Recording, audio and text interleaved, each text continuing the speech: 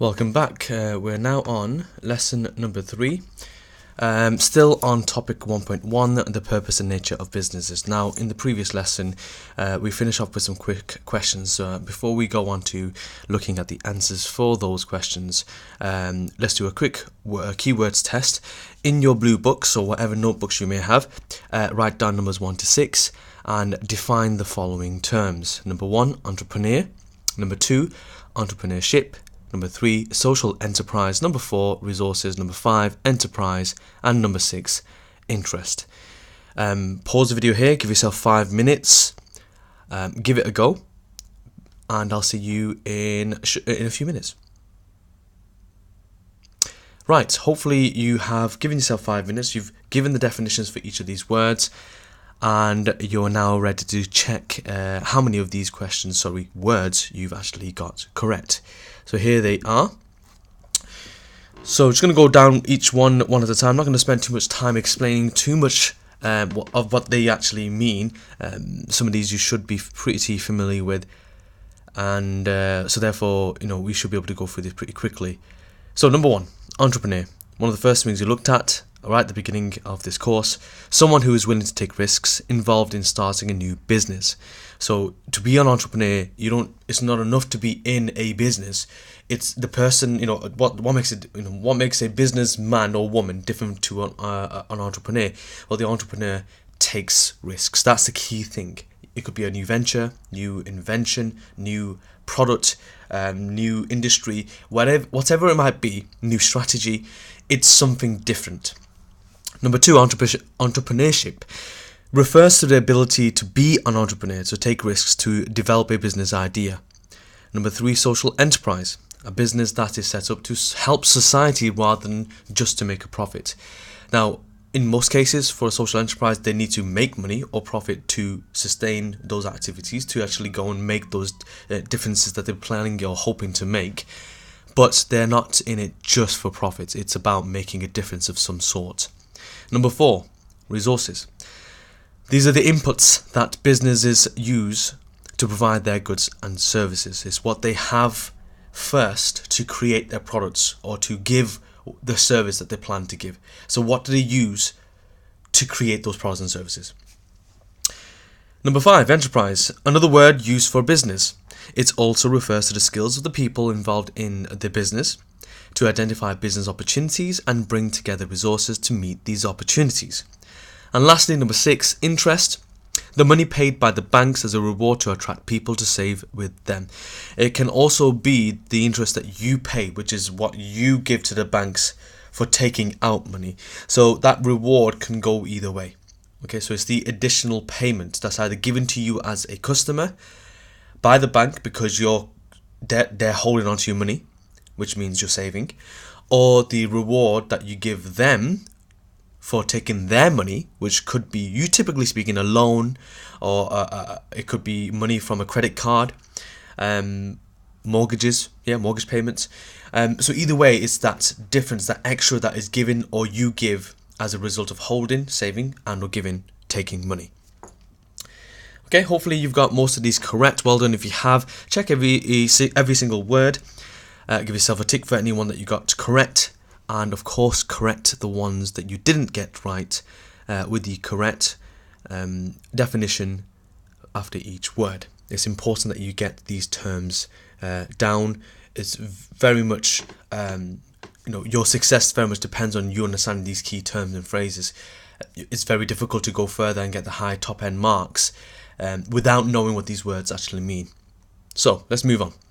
As I said in the previous video or lesson, we looked at some quick questions, and I said to you to spend about 20 minutes to actually attempt those questions. Now, in general, a general rule of thumb is that it's a minute a mark in any exam. So if you have a 5-mark question, you should spend about 5 minutes on that question. If you have a 2-mark question, then it's about 2 minutes per question. Or so it's 2 minutes for that per particular question.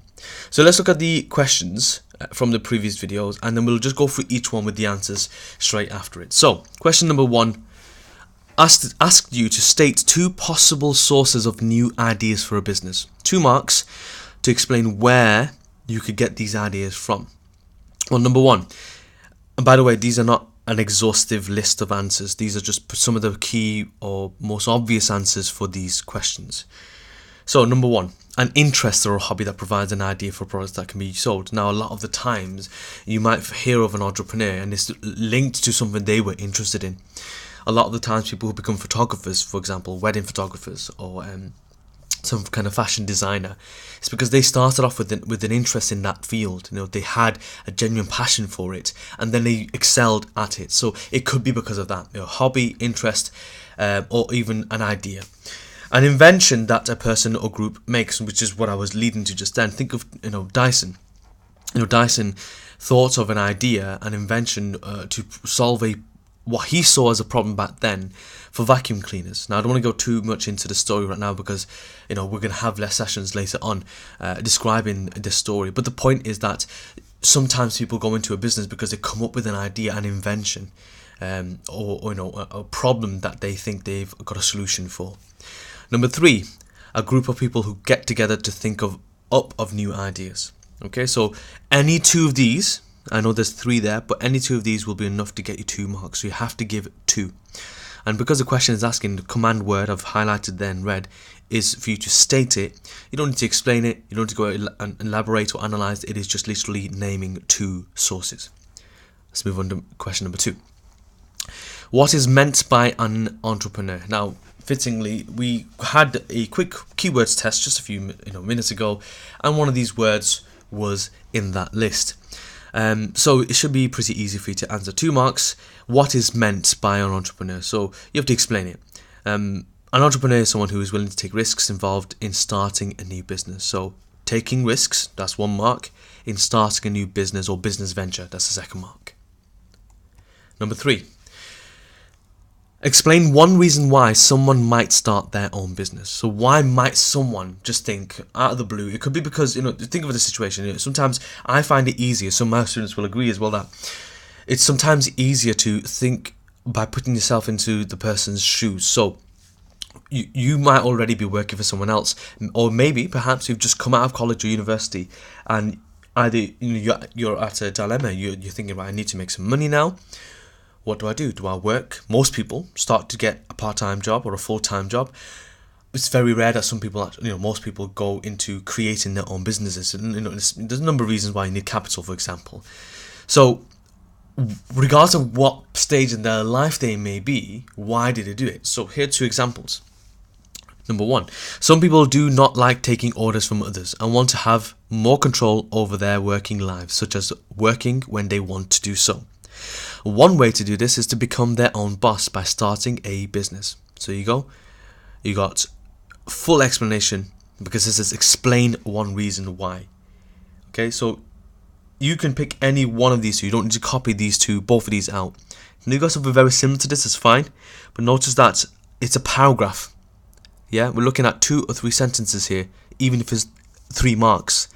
If you've just given yourself a 1-sentence answer, it's not good enough. Yeah, in general, I don't like to say this often, because some people just think, okay, I'll just write tons and tons and tons and just waffle and then I'll hit the mark. That's not necessarily the case, because you have to then also consider the timing that you have in an exam. If you spent far too long in an exam writing too much because you're hoping that you're going to hit the mark somewhere, then you're losing valuable time in other questions that you could have been a bit more concise with and get the mark straight away. So you do have to be concise. It's not always about quantity, but it can give you an idea. So in this example, like I said, this example answer, there is a point. Yeah, so use a PEAL or PEWELL strategy and this, I'm sure you should do if you're in my school. It's a technique used in English subjects. You make a point. So some people do not like taking orders from others and want to want to have more control over their working lives. Okay. You explain and or use evidence. Now, there's not much evidence here because there isn't an extract. There's no case study to take it from. Now, there will be case study questions. We've done some already, where you have to bring in evidence. But in this case, we can skip that one. But if you want to, you could justify by saying, control over the working life, such as working when they want to do so. So you can add a bit more explanation to get that point through. One way to do this, Okay, now we're basically going on to elaborating on that point. You're given a way to do that. Okay, so we said that people don't like taking orders, and now, yeah, so we said people don't like taking orders, and so they want to work, such as working when they want to do so. Now, it doesn't say what does that mean. Does that mean when they start work on a day-to-day basis? Is that talking about the hours that people work? Are we doing 4 hours a day, 5 hours a day, 10 hours a day? Whether people want to be part-time or full-time, whether they want to have their weekends, their 2 days off on a Friday and a Saturday rather than Saturday and Sunday. It's those kind of things that you can go into further if you wanted to.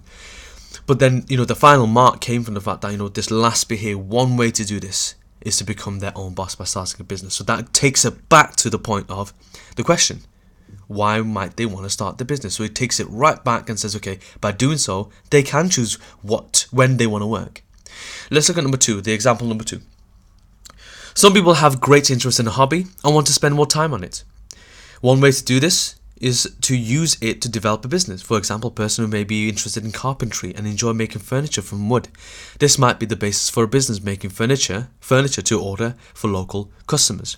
So a different route, talking about how some people just want to own a own business or want to start their own business because they have an interest that they are really, really passionate about. I've got 2 brothers in my family who are graphic designers. Now, no doubt they will have thoughts. If you're a wise person, if you're in business doing the subject, then I'd like to think that you're already thinking about a career that will make you money, because it'd be unwise not to. But they first and foremost decided to go into that line of work because they had an interest in that. So they really did well. They excelled in art in high school. Then they took it further in college, and then they picked as a university degree. And one's now working in Dubai, believe it or not, and the other one here in Manchester. But the point is that sometimes that business idea starts from an interest, something that you are interested in, or a hobby, something you like, and therefore found a way of making money from something they enjoy. That way you're doing you're not going to work thinking I'm going to work. You're basically being paid to do something you love, so therefore you're not really working. That's one of the benefits. Let's move on to number 4. Question number 4. What is meant by an opportunity cost? So, something we mentioned really, really earlier on in this series of videos or lessons. The opportunity cost is a sacrifice we make whenever we decide to do anything. If we decide to go out tonight, we may be sacrificing the work that could have done in that time. So the opportunity cost is, what is that opportunity? What was the opportunity that you're losing out? What other opportunities? Let me say that again. What other opportunities could you be losing out on from doing something else? So in business, you might be deciding to do a particular thing. So the question therefore is, well, okay, while I'm doing this, could there have been something else I could have done at that time or with that money? If so, that's your opportunity cost. Okay, so in this case, we're talking about something very, very simple, and it's nothing to do with business going out. But in a business sense, it could be, let's just say you have a budget, and which businesses do, and it's not enough to do 2 different things, but there's 2 things that the company's thinking about. One might be they want to do some further research into a new product line, and that means researching into the competition, looking at what's out there, looking at the technology, investing into something new, finding out what customers really want. So that means there's research and development needed there, interviewing, focus groups. There's a whole ton of things around that, marketing and so on and so forth. Then coming up with a prototype. All that costs time and money. But at the same time, the same company that we're talking about, they may already have a product that's doing really, really well. So well that they're struggling to keep up with the demand. So they're thinking, okay, if only we had a larger factory or more machines or more members of staff, they could perhaps make more of that same product, and therefore be able to satisfy the level of demand that's increasing, and therefore make more money. But the problem that they're in now is, which one did I do? Did I go for something new that's going to cost them money, or did I spend that money and invest into a bigger factory, more machines and more staff? They can't do both, so they have to consider the opportunity cost. What will they lose out from doing one rather than the other, and weigh out which one works out better for them at that point. So that's the reason why opportunity cost is so important to consider in business. Number 5, what is meant by primary sector? right? Going to do this very simply. It shouldn't take that long because we've covered this a few times now already. The primary sector is made up of organisations that are the first stage, the very first stage of production, and use raw materials. So this includes farms, oil exploration companies, and fishing fleets. So the easiest way to see this, boys and girls, or ladies and gents, is primary. Think of primary school, which is the first type of school you go to. And then you go to your second stage, which is secondary school, which is high school. So primary is the first stage of any kind of production.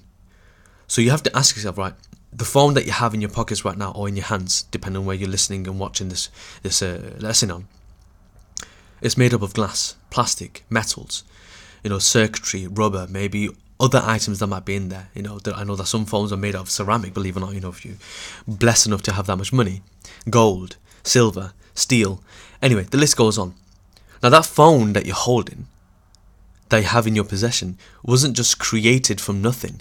You will have had to create, that company will have had to get that raw material. So the glass, the plastic, the metals and so on and so forth. And in most cases, these big companies, Samsung, Apple, and so on and so forth, they don't actually make those raw materials themselves. Even big car companies do the same thing. They go and outsource it. They buy it from other people who are experts in that field and buy the metals and the glass and the rubber and so on and so forth. And then they change it in the manufacturing stage, which is the secondary sector, and turn it into something that's more popular, something that will actually be have more value and therefore easy to sell, like a phone or a car. So primary sector is a primary stage, the first stage, which means you're either growing, so a farmer, digging, oil exploration, coal companies, miners, diamond exploration as well, or fishing, yeah? Because you're not doing anything to it, you're just getting it, you're acquiring the raw materials. Right, if you need to look through any of these, I'm about to move on to the next question, number 6.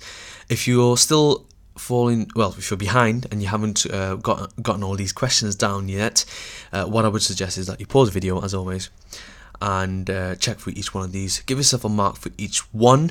Again, most of these, especially question 4 and 5, because it says what is meant, you describe, then you explain.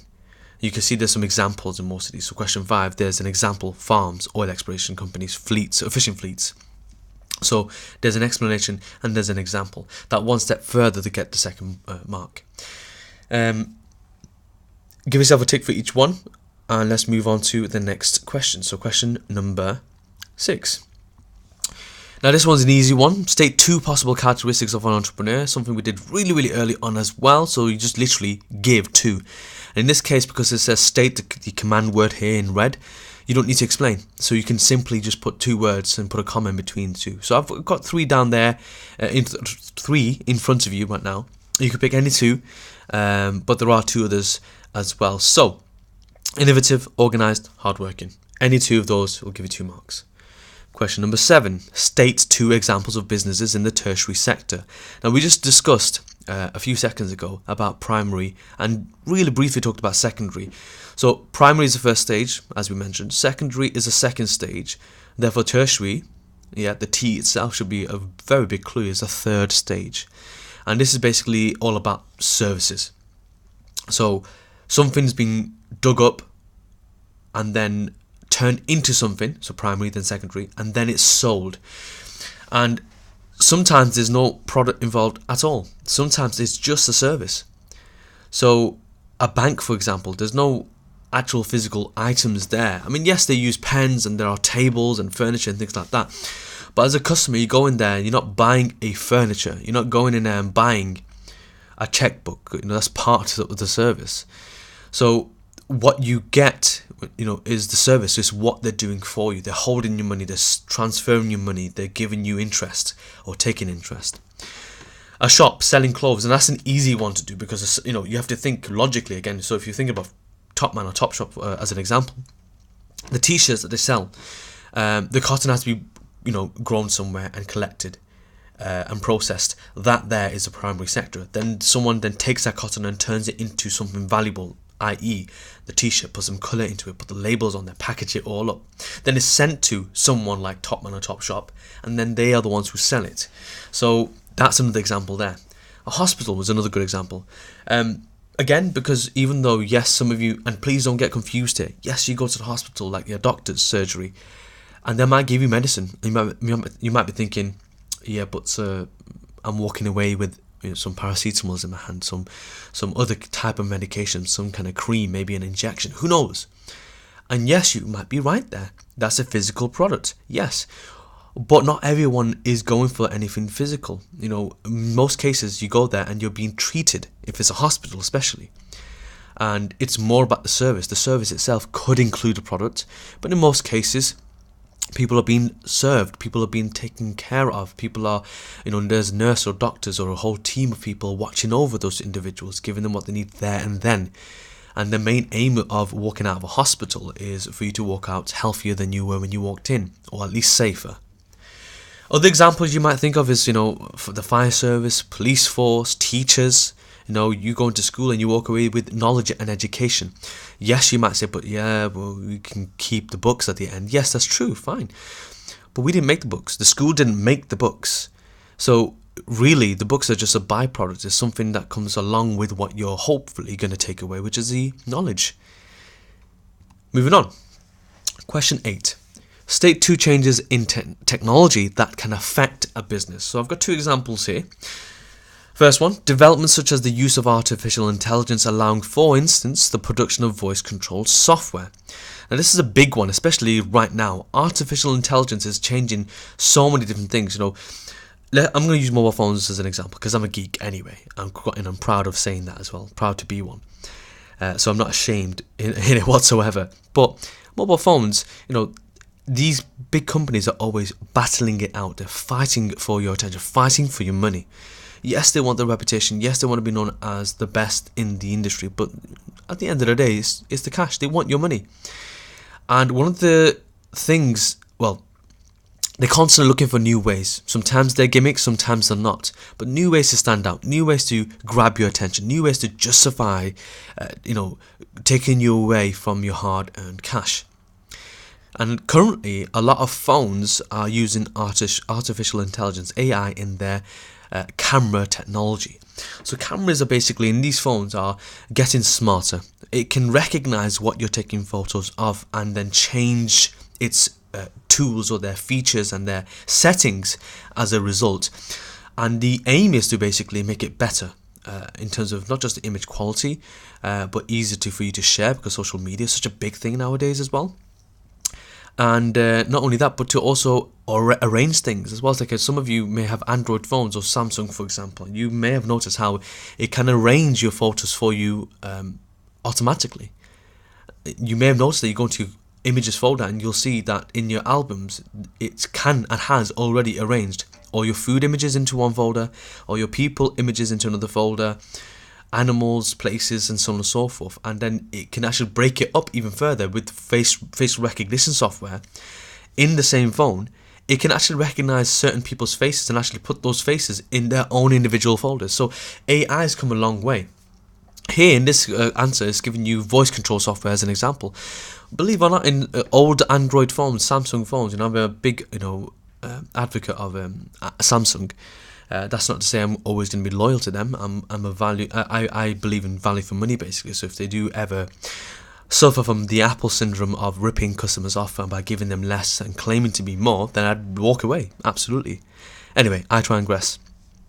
My point being is that even in older Samsung phones, you could speak to your phone, sticking to the camera and the photography topic here. Get your phone out and you can actually say cheese and it will take the photo as you say cheese. Or you can say smile and it will take the photo. And it can actually recognize if you're using the rear facing camera, which is the main camera on your phone, which means you're taking photos of someone or people in front of you. So when you ask them to say cheese, one of the main reasons is when you say cheese, you're making a smile on your face. So you're basically forcing your group your test subjects, your people who you're taking photos of or portraits of, to smile, and the moment they say cheese or you say cheese, whichever one comes first, it takes a photo. But at the same time, if you were using the forward-facing camera and you said cheese, what it can do is put it on a timer. So that way, it's actually, as soon as you say cheese, it takes a photo, but it gives you a countdown time from 3, 2, 1, and you see these numbers on your screen, giving you a few seconds to sort of prepare yourself to compose yourself for that image and get the perfect selfie that you might be looking to share on social media. So this use of artificial intelligence, AI, has made a huge impact on the mobile phone industry. All it takes is one company or two to start adopting it and start promoting it, put it on the advertising, put it on the marketing, for everyone else to start thinking, right, I've got to do something now with this AI technology. I have to make use of it somehow. So emojis, for example, iPhone came out with these 3D emojis where it recognizes your face and puts the emojis on top of the 3D format or imaging of your face to make it look like it's you who's making those facial expressions using the dog face or the cat face, whatever it might be, or the horse. There are other mobile phone companies out there who have basically used AI to do rendering of 3D images onto videos that you're taking. So you're basically getting an image of a T-Rex wreaking havoc on a street that you might be taking a video of. Silly things that some people might see as gimmicks, but the point is it's just another tool for them to sell. So that's one example of technology. That technology came about, and then people are finding different ways to use it. There are other ways, by the way, and what I find more useful is that a lot of phones now, you got AI on your phone, on your camera, and what you could do is basically, let's just say, I'll give you an example. A few months ago, me and the missus, we went to Scotland. We went there for a weekend, and we were doing a bit of hiking. We came across some bushes of flowers, and there was one particular flower that the wife thought, oh, that looks really pretty. I wonder what kind of flower it is. Now, we didn't know. So what I remembered at the time was, well, wait a minute, our phones can do something, something special here, and that's quite useful. So I pulled up my phone, and I clicked on Bixby, and what it does basically is it switches the camera on, and then all you got to do is aim it at something, and then it will tell you what it is, and you can do a Google search just from that image.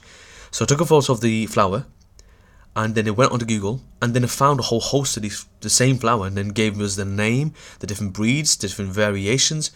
It was amazing, and you can do that with anything. And again, that's the use of AI. So you can do that with products. You might see something that you like, and you don't know what that model is. It might be a watch that you saw someone have, or a particular bag, or whatever, a pair of trainers, and you want to know how much it is, where you can get it from. Again, pull your phone out, use the AI facility or tool, and it will pull it out from the internet, using that as a cross-reference, something to scan, and it'll tell you. So again, one small thing, and just see how much of a use different companies are finding from that one tool, and they have yet to finish. There's so much more that they're all working on, bringing out better low-light photography and so on and so forth. Anyway, need to move on. Answer number 2.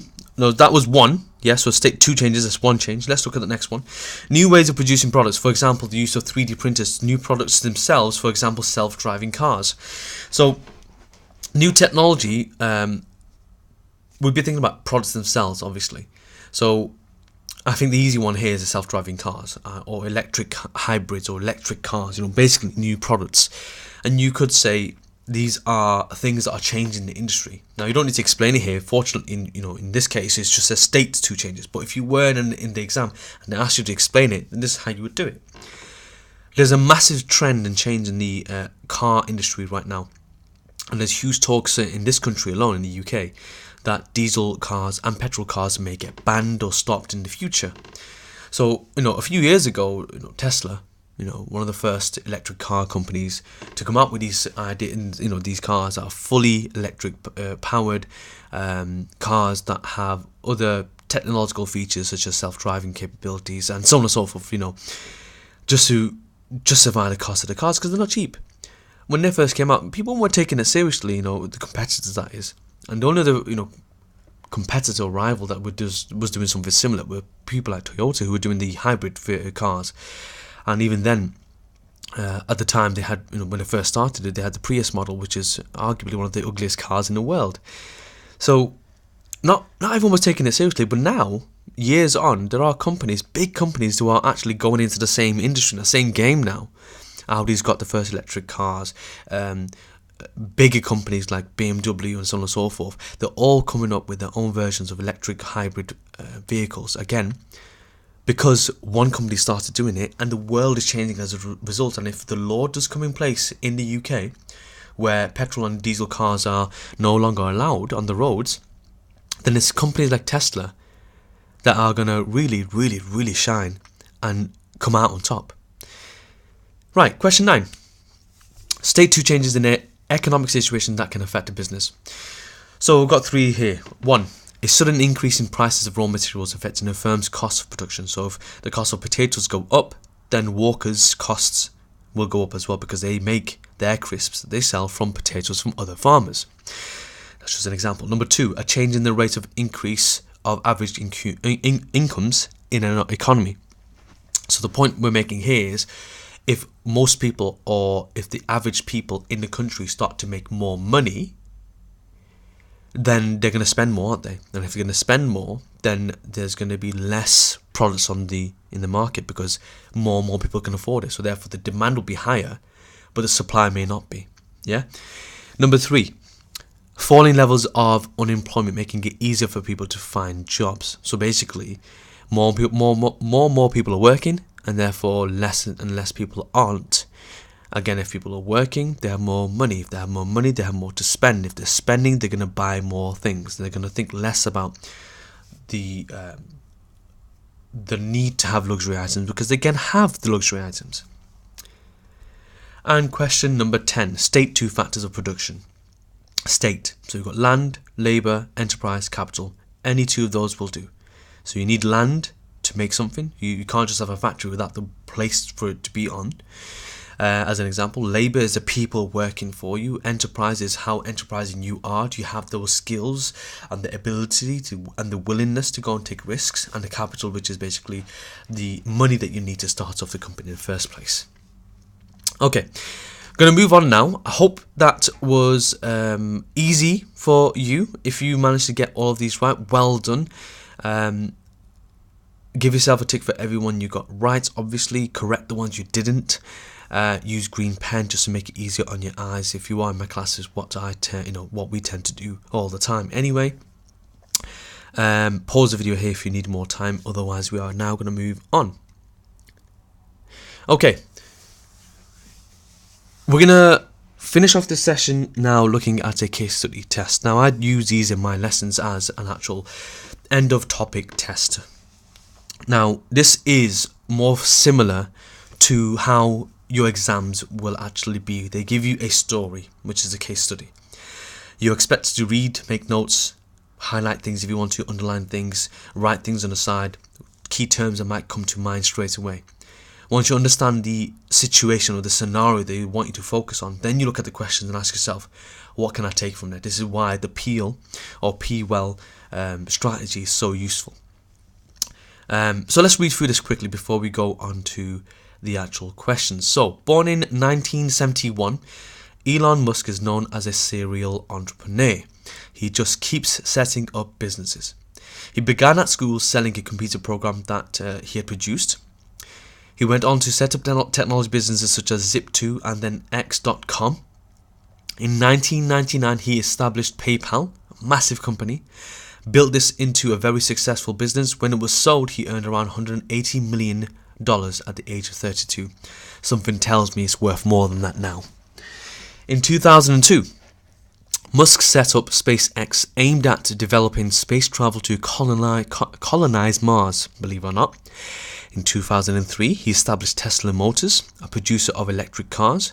Both of these projects were initially thought to be uncommercial, but are now attracting a lot of interest. So they weren't taken seriously at that time.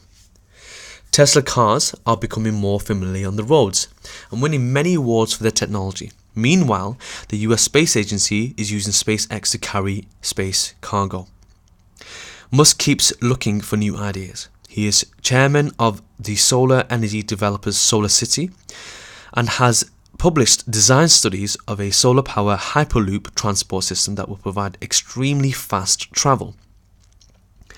Musk has been named Business Person of the Year by Fortune magazine, and as of 2017 he's said to be worth over $13.9 billion. Musk has been described as a disruptor. He likes to challenge things and change them. He says he is simply trying to make things better. Along the way, he has invested all his money into SpaceX and Tesla. At times, it looked like he would lose it all because the technology was not working. Many thought he was foolish to risk all his wealth, but Musk says that he felt someone had to try. So, let's look at the questions. Question number 1. Identify 2 reasons for someone setting up their own business. So 2 marks there. Number 2. Explain 2 possible characteristics of a successful entrepreneur. 2 marks there. Number 3. Now, so far that's 4 marks, 4 minutes. Shouldn't take that long. Question 3. Now we're looking at the bigger ones. Analyze the possible reasons why Musk wants to be an entrepreneur. So 6 marks. So think about how many points you have to make here. Analyze the possible reasons. So therefore, it's plural. I would suggest you give at least 3 reasons why someone like Musk, because it's not asking for someone in general. The question is saying why Musk wants to be an entrepreneur. So give 3 reasons and explain each one. Analyzing why. Last one. Now this is a big one. Okay, so far we've only earned 10 marks. Yeah, 10 marks there. And this is 12 marks, the last one. So this is more than half the test paper here. Number 4, evaluate the reasons why a government should help entrepreneurs set up in business. So in this situation, you can and you may want to bring in Elon Musk, but you don't need to because it's talking about entrepreneurs in general. And you want to talk about why the government would want to bother. Now, what I'm going to do for you, because this is the first one, I'm going to help you with a plan for question number 4. But before I do that, I want to just highlight a couple of things. Since we're on the topic of tests, even though there's 4 questions here, and it's in order 1, 2, 3, and 4, there's no rule that says that you have to start with 1, then 2, then 3, then 4. You can start in any order you want. You can start with question 4 if you want first. And personally, I think, and this is something I advise all my students year in, year out, whenever they do any kind of exams, read what you have to do first, read all the questions, highlight the ones you know you can do first, and the ones you think, okay, I don't know, I don't have a clue, leave them for now. Highlight the ones you know you can do first, and then from those, do the ones that are worth more. So you do the big mark questions that you can first, yeah? And then you go to the ones you're not sure. That way, if you lose time, or you run out of time, the questions you may potentially leave blank are the ones you didn't know you were going to do or would be able to do anyway. And that way you checked every single question and you've done the ones you feel like you have done. And you also spent more time on the ones that are worth more marks. So 12 mark questions should be around 12 minutes. It doesn't make sense to spend 5 or 10 minutes on a 2 mark question. So you have to be smart about it. Anyway, what we're going to do now is I'm going to show you the plan. Now, in this plan, what I would say though, boys and girls, is if you want to test yourself, challenge yourself, you're more than welcome to pause the video here. And if you're doing it from home, you don't need to write the questions. Just answer it in full sentences, using Peel or P well. So you make a point, you use evidence from the case study, use quotation marks, quote what he's saying, what is being said, why is it there, explain, and then link it to the next point. Especially for questions 3 and 4. If you feel like you need help, then what I would suggest is you watch the rest of this video and I'll show you the plan for question number 4. Now some of you might say, okay, I'm going to give it a go and then look at the plan and then try it. So let's have a look. So what I've done for you is I basically rephrase the question for question 4 in a slightly different way to make you understand what the questions are actually asking you. So what you need to do is think about the government here. Yeah, it's about why should the government help entrepreneurs? That's what it's basically asking you. So think about it. It would cost the government a lot of time to get the right people with the correct skills and specialisms to support and train these new entrepreneurs. Right? That's what we're talking about. Government helping doesn't mean just money. Throwing money at someone is one type of help.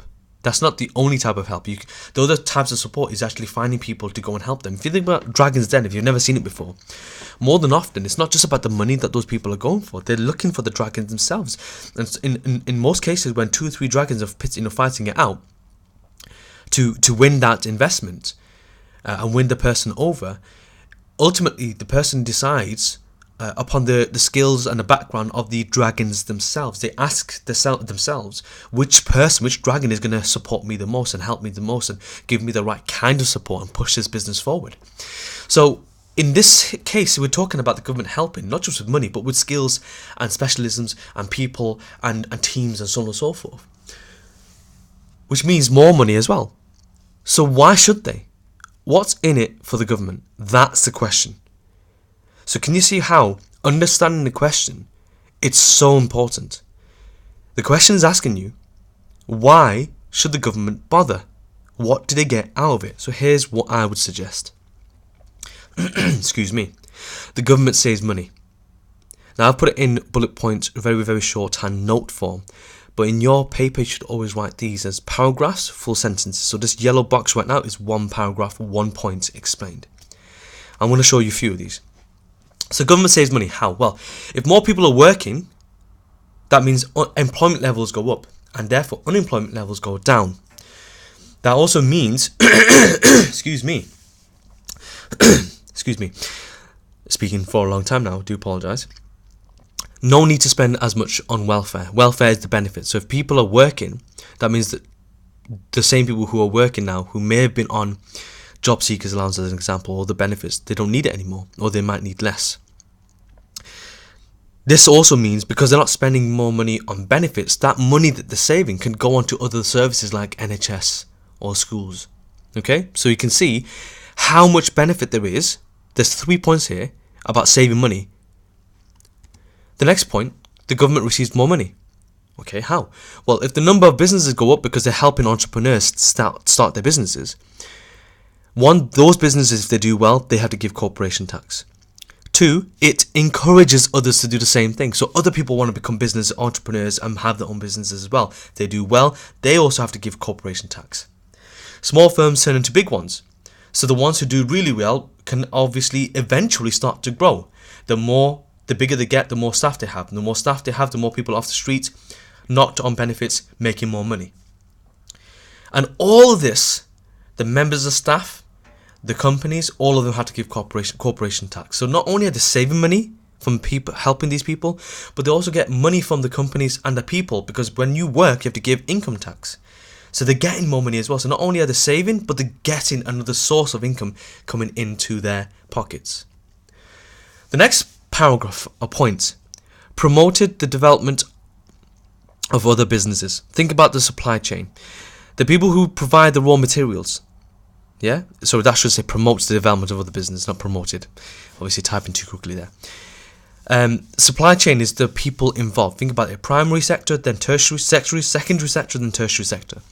People who provide the raw materials. If the firms that produce the goods do well, the firms who do produce the goods do well, then the people who also give them the raw materials will do well as well. Because think about it. If Walkers, let's go backwards actually.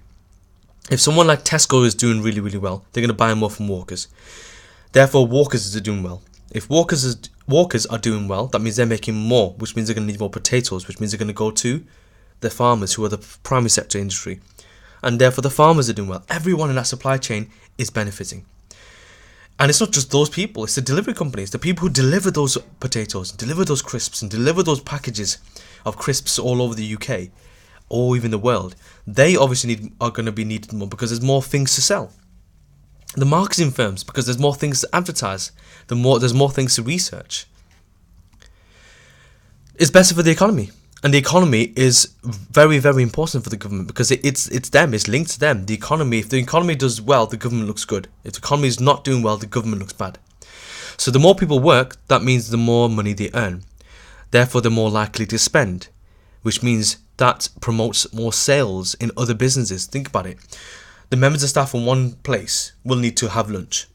So when it's time for lunch and they're making money, they're going to be more likely to get nice lunch. So when they're off their on their lunch break for an hour, half an hour, whatever it is, because they're making so much money, they're not going to be thinking about, oh yeah, I'm going to be cheap and cheerful here and just get like some pasties from Greg's or a meal deal from there and that's it. No, if they're making enough money and they're happy and they feel secure, they're going to go to somewhere else and buy a £10 meal or a £15 meal and actually have a nice lunch. And therefore those companies, those restaurants, they're getting more money because there's more people spending with them, and therefore those members of staff are gonna feel like they're doing well, so therefore we're being paid more. And all of a sudden, rather than going to cheaper places for clothes, they might be more comfortable buying more luxury items, tops that might be a little bit more expensive. GDP, the gross domestic product, improves, which is basically the measure of how the country is doing well. That measure, gets higher, and therefore it makes the country look more wealthy, and therefore more better, more favourable. It brings in new businesses from abroad because a lot of companies from outside the country will say, oh God, business is booming there. There seems to be a lot of demand, more customers, people spending, so let's go there. So that brings more businesses come in, therefore they do well. That brings in more money through income and corporation tax. That goes back to the government. Can you see? There's a link there. There's a domino effect or a snowball effect. And why would they want to do that? Because they want to sell to us. Because they're thinking also that, wait a minute, if members of the public or the country, the people living in the UK are making more money, they're going to spend that somewhere. I want them to spend with us. I want that money to come to us. So therefore, these companies will come over, hoping to sell to us here because we're doing well, because the money is here. The last point I would mention is crime levels. Crime levels go down because, think about it, logically, if more people are working, that means there's less people on the streets, and therefore they have or have need to commit crimes such as burglaries and vandalism. In most cases, people only commit these kind of crimes because they're desperate, or because they're bored, they have nothing to do. But if more and more people are working from the hours of 8, 9, and then 4, 5, 6 in the evening, by the time they come home, they're going to be tired, they're going to go home, they're going to think about making some food or eating, then they're going to spend some time with their family or whoever it is, and go to sleep and get up next day and go to work again. There's no time to do anything silly or stupid or ridiculous or reckless. So, working is actually better for society. As more and more people work, then, not only do they not have the time or the energy to do anything silly, but that money that they're earning, they're going to be thinking more like, okay, I want to go on a holiday, I want to buy this, I want to buy that. They're not going to be needing to think about burglaries or doing anything silly. In most cases, these kind of things happen because there are, a bunch of youths out there on the street doing nothing because either no one's checking up on them or they have nothing else better to do, and they end up doing silly things as a result. This helps improve the culture of the local communities as everyone is making money and it contributes to society. If more and more people in your neighbourhood, think about it, are earning more money, more than likely the gardens are going to start to look nicer. The houses from outside are going to look cleaner. They're going to invest more inside the house. And if everyone on the street is doing that, the whole street looks nicer. It looks cleaner. And if everyone in the whole street does that, the houses start to look better. And therefore the value of those properties go up, which is good for the people there. If one day they decide to sell it off, they're getting more money for it. So you can see, again, another domino or snowball effect there. What I would say is, I know this is quite an elaborate plan, but it's always worth making a plan for the big marked questions. Whether if it's 6 or above, make a quick plan. If it's a list, it's a list. If it's a brainstorm, you make a brainstorm or mind map, whichever one. And you can do that on the back of your exam paper or ask for some extra paper. Personally, to be honest, I think there's no harm in having like a list on the side of your answer where your answers would go. And one of the main benefits for that is that if you run out of time, sometimes, not always, sometimes the examiner could give you a mark for the words in your plan, even though you didn't put it in the actual answer. Okay? So I would make a list or a brainstorm or something there that will help you remember these things that you need to make. So this is just a plan, by the way, guys. So what I'm going to do is, for the first 4 tests that we do in these sessions, so this is test number 1, I will show you my planning. And then after that point, you're going to have to do it by yourself because you need to get into the habit of making these plans yourself. So what I suggest is 25 minutes. I'm going to try, let's go back one. There we go. All 4 of these questions. Make sure you write the sentence, sorry, the title down carefully and neatly. So this is case study test, and let's put Tesla down. Or Elon Musk, actually might be better. Elon Musk in brackets, so you know this is this one here, because all these tests or these chapter tests will be based on different case studies. So let's put Elon Musk next to it, and give yourself about 25 minutes to answer all 4 of these questions. Like I said, in any order, just make sure you have that done.